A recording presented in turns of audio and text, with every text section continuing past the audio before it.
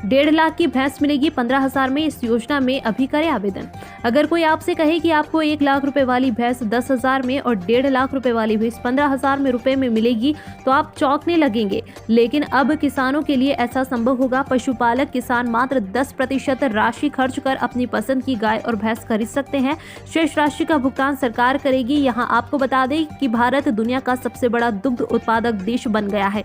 किसानों की आय को दोगुना करने की दिशा में पशुपालन भी महत्वपूर्ण योगदान निभा रहा है। राष्ट्रीय पशुधन मिशन, राष्ट्रीय गोकुल मिशन, पशु किसान क्रेडिट कार्ड और पशुधन बीमा योजना जैसी सरकारी योजनाओं से पशुपालक किसानों को कई तरह से फायदा पहुंचाया जाता है। ट्रैक्टर जंक्शन की इस पोस्ट में आपको गाय व भैंस मात्र 10% राशि खर्च कर खरीदने के लिए जानकारी दी जा रही है।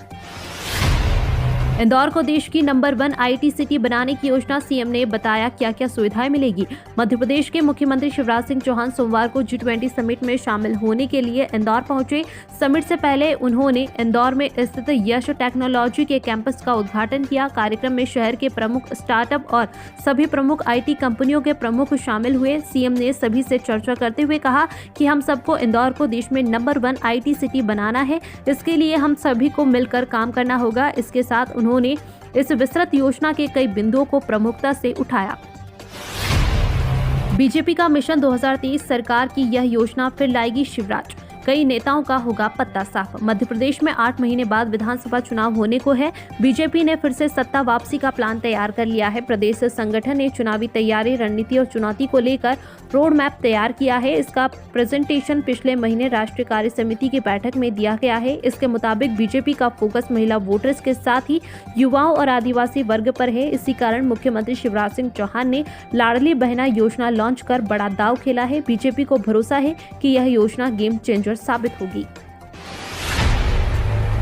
सिर्फ 2 दिन बाकी, ऐसी गाय पालकों के पास 51,000 रुपए जीतने का आसान मौका। मध्य प्रदेश सरकार ने गोपाल पुरस्कार योजना के लिए एक प्रतियोगिता का आयोजन किया है। प्रतियोगिता के दौरान जिस भी पशुपालक की देसी गाय सबसे अधिक दूध देगी उसे विजेता मान लिया जाएगा। पुरस्कार के तौर पर उसे करीब 51,000 रुपए की राशि भी मिलेगी। वहीं दूसरे स्थान पर आने वाले पशुपालक को इसके तहत 21,000 रुपए मिलेंगे। वहीं तीसरे स्थान पर रहने वाले पशुपालकों को 11,000 रुपए मिलेंगे।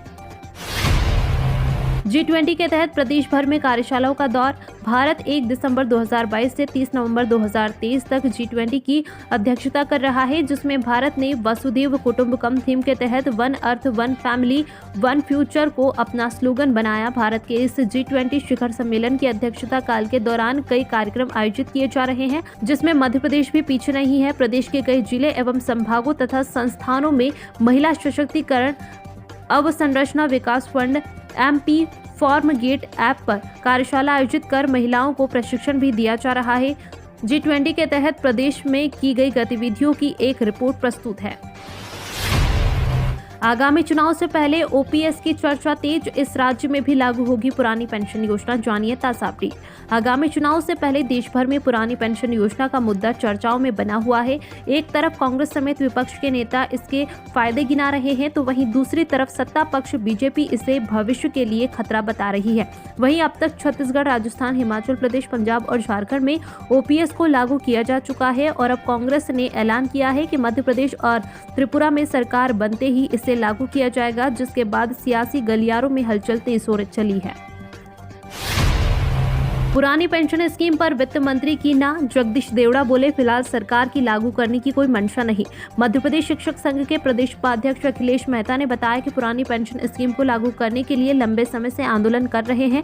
सरकार में हमारी 2 मांगों को दना नाम और क्रमोन्नति समान मान वेतनमान को मान किया है और इन पर सरकार कार्य भी शुरू कर दिया है। अब मध्य प्रदेश शिक्षक संगठन 26 फरवरी रविवार को भोपाल में धरना प्रदर्शन कर पुरानी पेंशन स्कीम को लागू करवाने की मांग करेगा।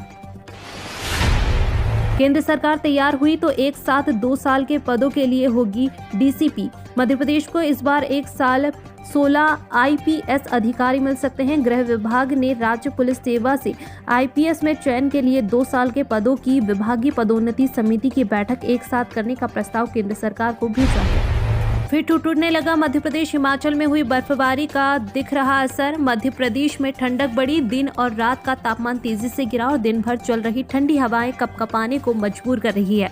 यह असर हिमाचल में हुई बर्फबारी का बताया जा रहा है। हालांकि मौसम वैज्ञानिक यह भी कह रहे हैं कि कुछ दिनों बाद फिर तापमान में उछाल आएगा।